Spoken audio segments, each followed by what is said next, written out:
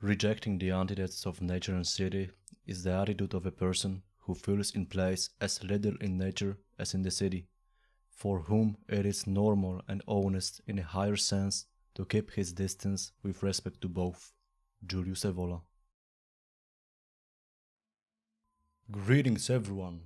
So today I will have a brief talk about my visit at a Buddhist monastery located in England in Chithurst, called Chitta Viveka, which is a monastery of Thai forest tradition to be precise, and where I've spent actually 16 days in total.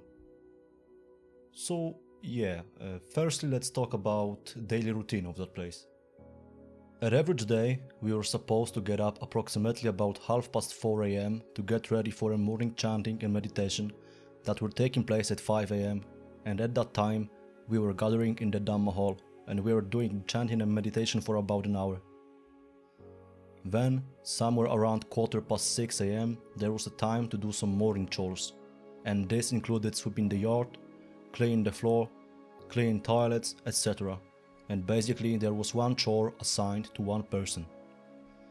After dealing with the task that was given to us, around 7 AM we were gathering for breakfast, which on average day consisted of porridge basically. After finishing breakfast and cleaning the dishes, the next point of the day was communal work period, which included preparing dinner, work in the forest that belonged to the monastery, and other chores that were needed to be done at the time. Then, around 11:30 AM, we were gathering for second and the last meal of the day, which was the buffet, so we basically could eat how much we wanted and people often were filling up their plates up to the brims, as it was last occasion to eat that day. Then, until evening, we had a free time to do basically whatever we want. Everything that didn't break the 5 precepts, which are abstaining from taking life, abstaining from taking what is not given, maintaining celibacy, abstaining from false speech, abstaining from any form of intoxicants. Therefore, at that time, we could visit a local library, which is filled to the brims with books donated by lay community. We could take a walk to the local forest, which consists of 60 hectares of woodland and heath that surround a 2-hectare pond stream. Or we could simply meditate by ourselves in a Dhamma hall, shrine room, or basically wherever we wanted.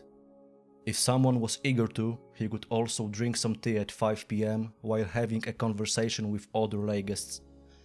Then, at 7:30 PM, there was the last scheduled activity for a day, which was evening puja and meditation. Just as in the morning, meditation were followed by approximately 15 minutes of chanting, but depending on the time of the day, things that were chanted were different. It's also proper to mention that when I arrived at the monastery, I was just in time for the end of a retreat that happened to be taking place, so there was a bit more activity during the day. While the average day of formal meditation is about 2 hours a day, during the retreat it was up to 6 hours. So, as we are done with the formal part, let's talk for a moment about my personal thoughts about this whole experience, right?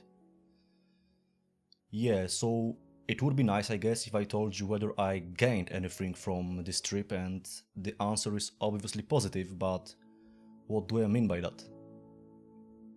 So, I have to begin with that I initially was supposed to stay in a monastery for a week only, because that's basically a maximum time for those who visit monastery for the first time, but the guest monk allowed me to stay for another week, because I told him that I was thinking about visiting monastery for about a year, and I approximately know what awaits for me there.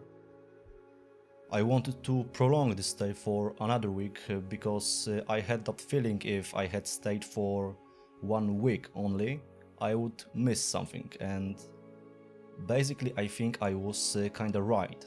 And what I mean by that is, during my first days at the monastery, up to 10th day actually, I would say I felt they're just blissful, you know. I was constantly smiling, I was so eager to practice the Dhamma, I was even saying to other people stuff like, oh, you know, I feel like I already found a place I belong to, I think I actually will ordain in the future and some other stuff like that. And I don't say I won't ordain in the future for 100%, but the reason I laugh now is what happened to my attitude during the last few days of my stay. Basically, two things happened. Firstly, I became bored of that place and of its activities. And secondly, I felt like all withdrawal symptoms of my addictions hit me at the same time. So, yeah, to talk about that boredom first.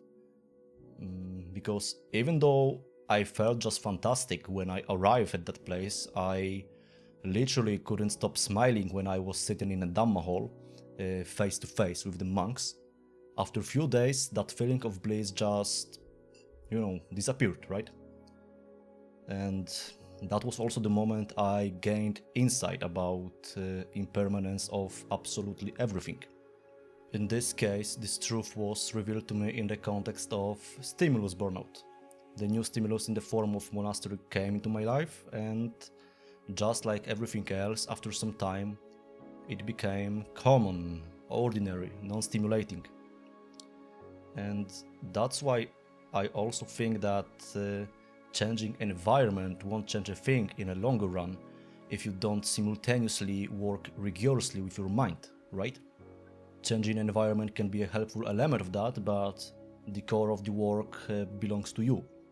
And just as in the quote of Julius Evola that I placed on the beginning of the video, where he talks about rejecting the antithesis of nature and city, I guess we would also talk about rejecting the antithesis of living in a society and monastery. Because actually, I think Evola would agree that winning against hindrances that are caused by living in a society is much more glorious, in fact, than winning in an environment, in this case a monastery, that is adapted for the goal of ascesis.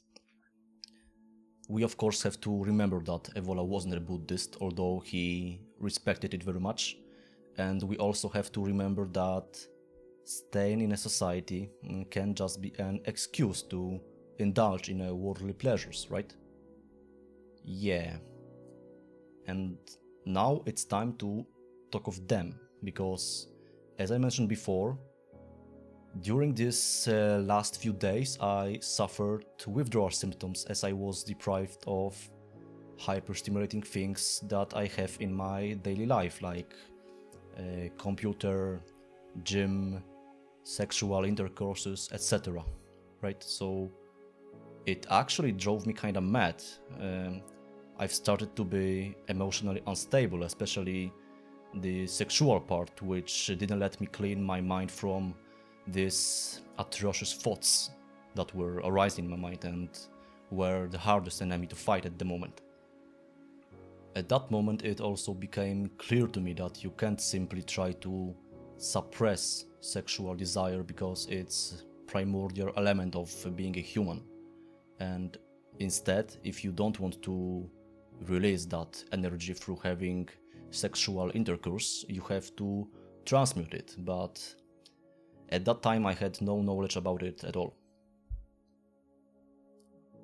What's ironic about this whole situation is that these thoughts could develop so well because of intense meditation I was engaging in. And why? Because I have emptied my mind from all sort of trash that was there, and therefore these craving thoughts had a lot of room to develop. All the more so because they weren't satiated for so long, right? So yeah, these two things made me rethink my confidence in ordaining, basically. It also showed me that meditation practice isn't progressively easier, because of course you deal with some of your mental impurities during the practice, but in their place arise some new hindrances you have to deal with. Actually, I'm 2 months in a home already, so I guess I also can say something about fruits of this whole experience. And all I can say is that insights I got there are not forgettable, but fruits of soul meditation are indeed impermanent. I don't know why, probably because of that last few days during which I felt miserable, but basically I stopped meditating for like 2 weeks when I got back home, and I saw clearly that the state of mind that will bring to you by meditation practice is also sustained by meditation practice. If you don't go forward, you regress, simply as that.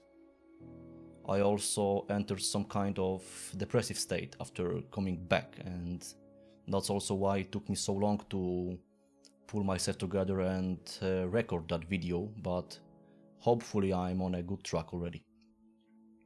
That, on the other hand, shows that Buddhism practice in a bad way won't lead you to certain levels of enlightenment, but instead it will doom you.